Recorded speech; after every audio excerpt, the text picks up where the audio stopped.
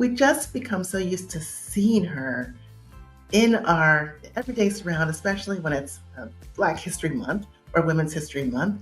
And we have a certain image of her as somebody who's just out there slogging through the woods, attempting to rescue people from their enslavement. And yes, she did do those things, but she was someone who had to grow and develop into that.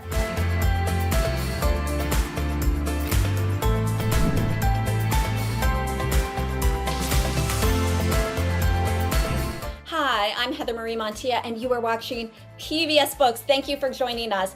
PBS Books, in collaboration with Maryland Public Television, is pleased to host a conversation with critically acclaimed and award-winning Tiya Miles, author of Night Flyer, Harriet Tubman, and the Faith Dreams of a Free People. Well, since 2015, most of you probably know PBS Books has shared with audiences across the country the voices of dynamic, diverse authors as they attended book festivals and virtual programs throughout our country. PBS Books is a proud partner of the Library of Congress to promote the 2024 National Book Festival. Let's take a moment to hear from the Librarian of Congress, Dr. Carla Hayden. Greetings from Washington to all fellow book lovers. I'm Librarian of Congress, Carla Hayden, and I want to thank you for your support of author events here on PBS Books.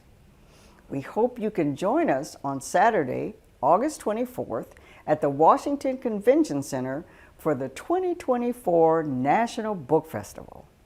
We'll have an amazing lineup of authors, including Doris Kearns Goodwin, James McBride, Sandra Cisneros, Tamron Hall, and many more.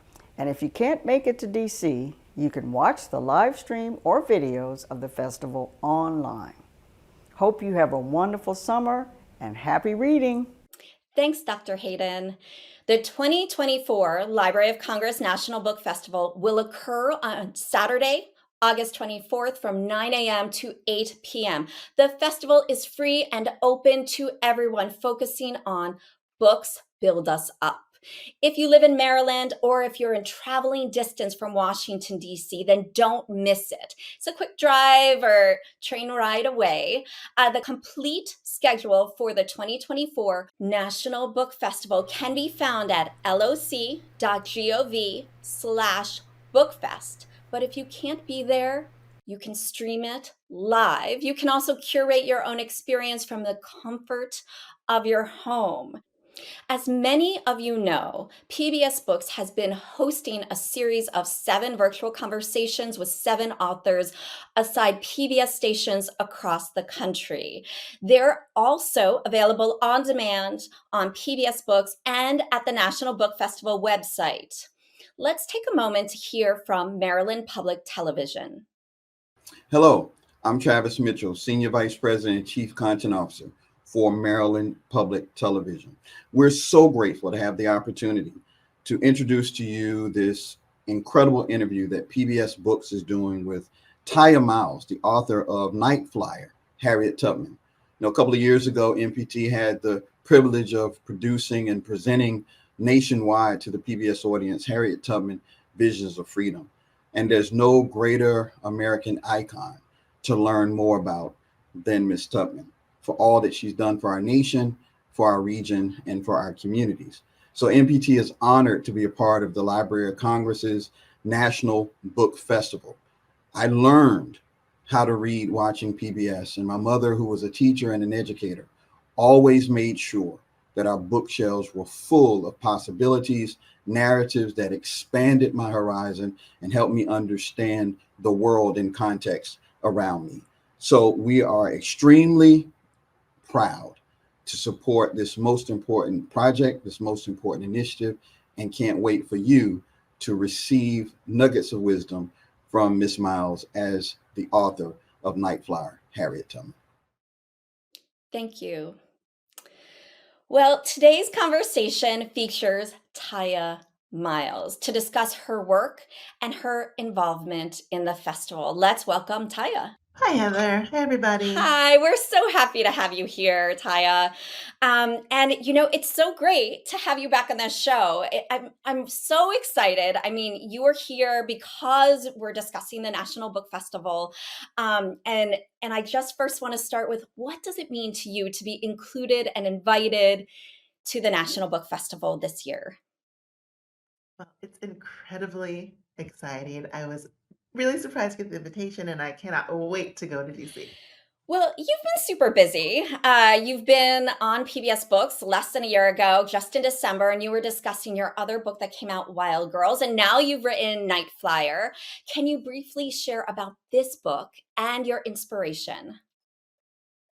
Yes. Well, when we talked about Wild Girls a handful of months ago, Heather, I remember that we almost could not stop because we wanted to talk about all of the girls and the women who became abolitionists. And Night Flyer is really an outgrowth of that project. In Wild Girls, I was looking at the ways in which being outside in nature helped to shape the experiences of girls who then became leaders in their communities and in our national history. And Harriet Tubman was the first girl that I focused on when researching and writing Wild Girls. Night Flyer has allowed me to take Harriet Tubman's story all the way to the end point of her life and to focus much more on that theme of environmental consciousness and outdoor experience. So, you describe Harriet Tubman as a political visionary and as an ecologist.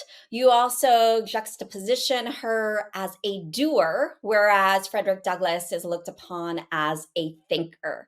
Can you discuss this? Uh, you know, I might be like a lot of people who came to think of Harriet Tubman as sort of a stock figure. We just become so used to seeing her in our everyday surround, especially when it's Black History Month or Women's History Month.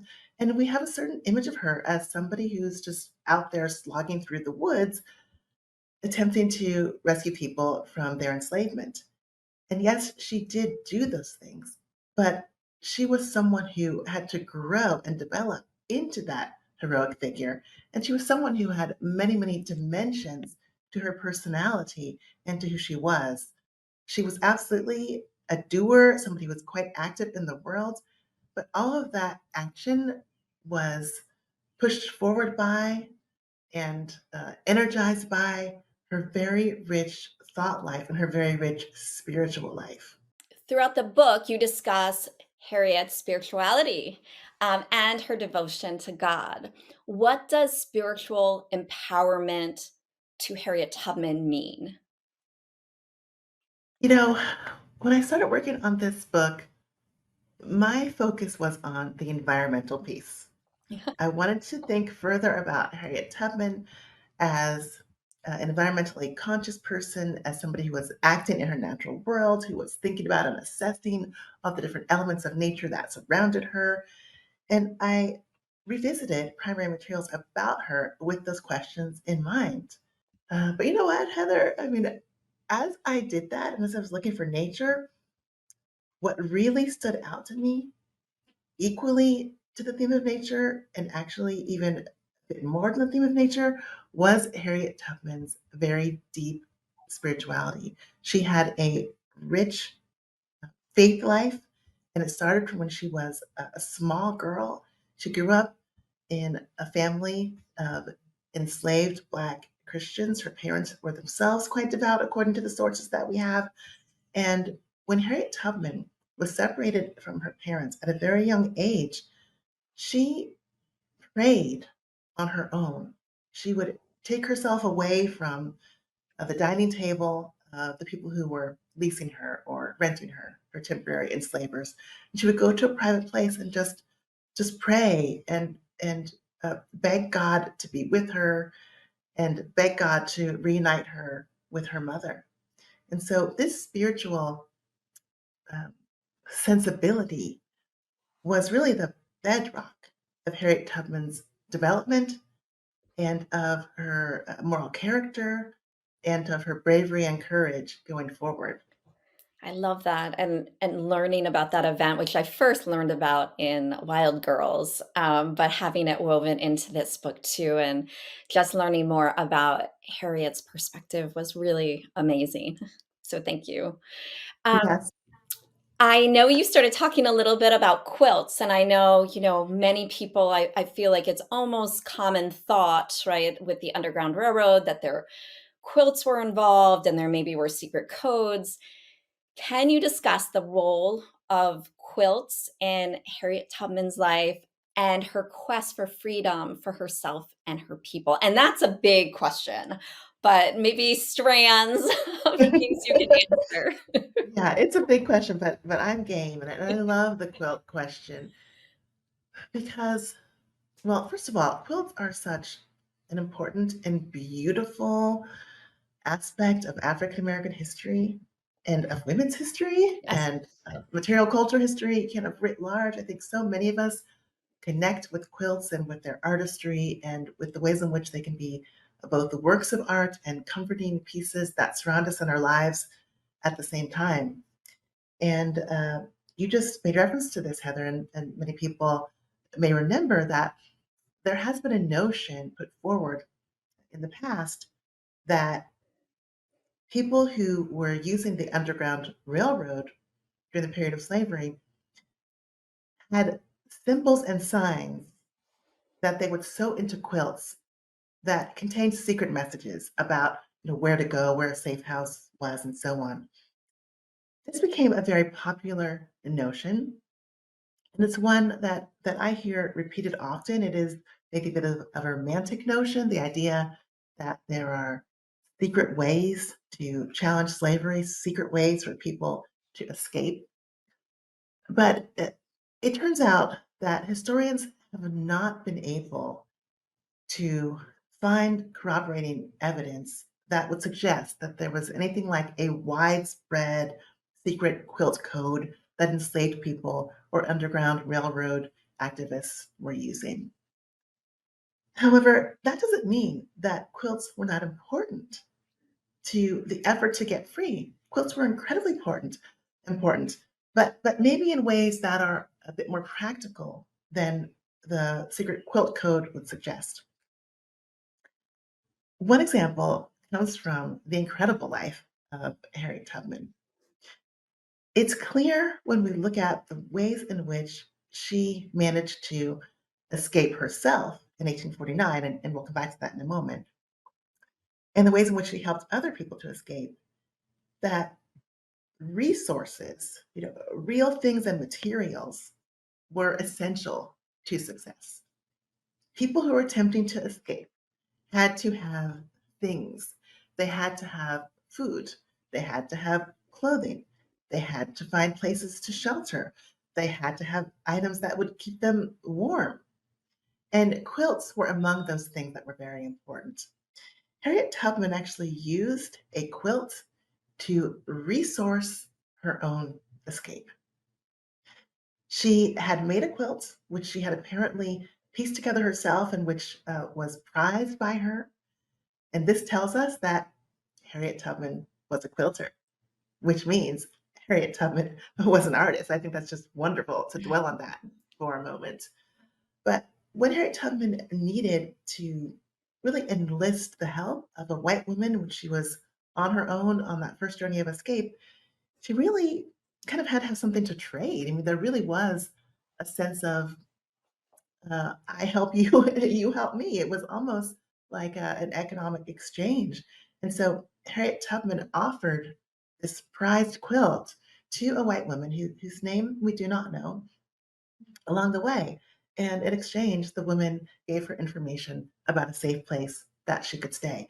So the quilt is still very, very important to this story of escape and the desire to grasp freedom. It's just important in a different kind of way. It's extraordinary. And I want to talk more about family in a minute, but before we get there, the story you just shared with us is such an amazing story. And quilts, they tell stories too, as we were talking. It really struck me reading your work that Harriet became widely known as a life storyteller. Why was this important to Harriet and to her work? I'm so glad you asked that question. I mean, this is another one of those aspects of Harriet Tubman that I think we don't get a good sense of in the general representations of her when we see her picture, posted at certain times of the year. We talked earlier about how Harriet Tubman was not just a doer, although she was an activist. She was also a thinker. And I think we have to add to that list of things that she was and things that she did, that she was a performer as well. She was just really savvy. I mean, she knew what was going on, Heather. She knew what was going on around her. She watched people. She watched aspects of nature. She paid attention to expected behaviors and unexpected behaviors, and she knew how to kind of cloak herself, to mask herself by way of behavior based upon the circumstances. She also regularly told her own life story. And the descriptions that we have of this is that she wasn't like me, sitting here talking about her story. She was a fully embodied kind of gestural storyteller. She would perform with emotion and voice and rhythm in a way that totally captivated her audiences. And she was doing this because she was trying to win more people to the abolitionist cause, to the anti-slavery cause. She wanted them to understand just how wrong slavery was, and she wanted them to give of their resources, of their time, of their treasure, of their hearts to help further this movement. But there's another reason I want to squeeze in here too, Heather, that she told stories of her life in this way. And this is not just my idea. This is an idea that's been written about by the historian Jean Hubes in the book she wrote about Harriet Tubman's tellings of her life. And that is that Harriet Tubman never did get the opportunity to learn how to read and write. Of course, this was outlawed in the slave states. And when she finally gained her freedom, she was so busy trying to free other people that she wasn't able to actually gain this really crucial skill. So that meant that she didn't have the same kind of control over her narrative that somebody who could read and write did. And she wasn't able to write her story down. We can't go to the library and take a book off the shelf that is Harriet Tubman telling her story, having written it herself. And so she really had to find another way to lay claim to her story, to shape it the way she wanted to shape it. And she did that by telling it over and over again and telling it in a very performative way and telling it, I'm sure, in a way that left some crucial pieces out. So there are things that we might want to know about Harriet Tubman that we are not going to know about Harriet Tubman because she chose to keep those things private. Understood. Understood. Well, I always, on a side note, am surprised that memoirs are in the nonfiction section because it is that way. Even in a memoir, people leave the parts out they Certainly. want to. Yep.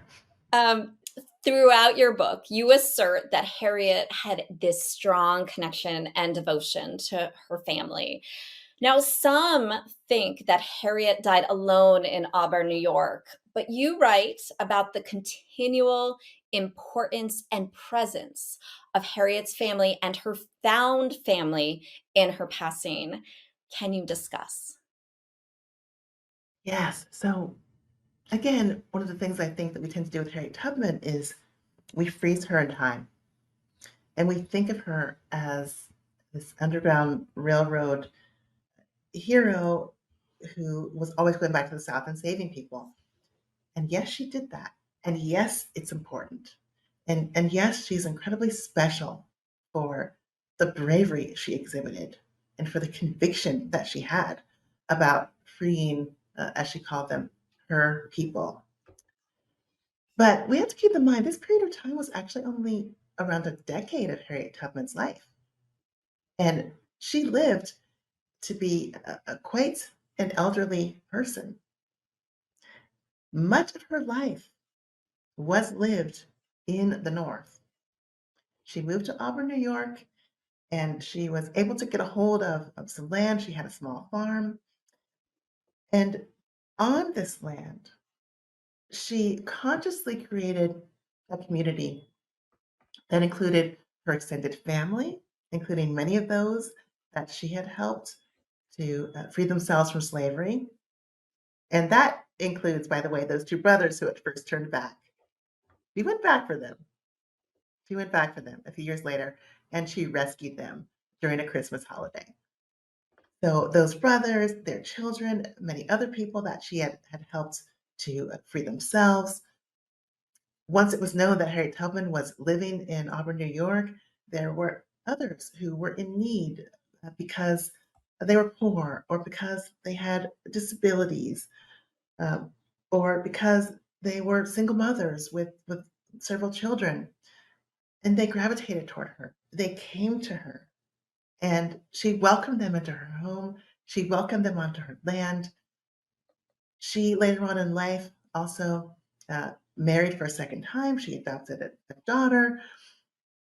It's funny because the oral histories that we have of Harriet Tubman's life in Auburn, New York, tell us that everybody just called her aunt. She was just Aunt Harriet to anybody because she was such a kinship focused person and she took so many people in. There was one woman who I talk about, Night Flyer, who, because everybody called Harriet Tubman aunt, she called her aunt too, and she didn't even learn until much later in her life that Harriet Tubman was actually her blood great great great aunt. She was actually blood related. That just, I think, goes to show you just how thick these kinship networks were for Harriet Tubman in New York. And on this land, with these many people that she gathered to her, Harriet Tubman was a caretaker. She was somebody who would take people in, even if it created a hardship for her, even though she didn't have very much money. She was intent upon creating what basically amounted to a healthcare facility and an elder home facility for older Black people who didn't have a place to go. And she could only do this because she herself was a caretaker and because she had built relationships with other people in that community who were also caretakers. And those were people who were across the racial spectrum. There were many Black individuals who contributed to this, white individuals who contributed to this. And even though I have not found the evidence to say so, upstate New York, Auburn, New York, I mean, that was a native area. That was Haudenosaunee land. So certainly, there would have been Native people of the Six Nations who were also part of this community that was helping Harriet Tubman to take care of those in need. Okay, one last quick question is I noticed that this book is, I believe, the first in the series of a new imprint, Significations, which is edited by Henry Louis Gates Jr., obviously no stranger to PBS Books. Tell us, what does that mean? Are you excited? Like, talk to us. I am so excited about being in this series that Skip Gates has edited, and I think my book is one of the first in the series. It's coming out around the same time as Eliwe Brooks's book is coming out. It's very exciting. I'm a big fan of her work. Yes. You know, this was kind of amazing to me, Heather, that Skip Gates is somebody I've admired for my entire life. And when I was in college at Harvard, he first came and joined the faculty at Harvard, and he put together this series of rediscovered Black women's narratives way back in the late 80s or the early 90s in association with the Schomburg Center. And it was many of these same narratives that I found myself returning to when I decided to write about Harriet Tubman for his series. So it felt like kind of a wonderful circle coming back around to meet itself. I love that. I need to thank you, Taya, for your extraordinary work for this conversation. for the gift of Night Flyer so we could learn more about Harriet Tubman. It's been so great to have you on the show. It's so fun to talk to you again, Heather. Thank you. Well, to hear more from Taya Miles and other authors, come to the Library of Congress National Book Festival on August 24th. Visit loc.gov/bookfest. Well, we'd like to thank all of you for joining us. Please make sure to like and subscribe so you never miss an episode. You can visit us at pbsbooks.org for our full calendar of upcoming events. Well, until next time, I'm Heather Marie Montilla, and happy reading.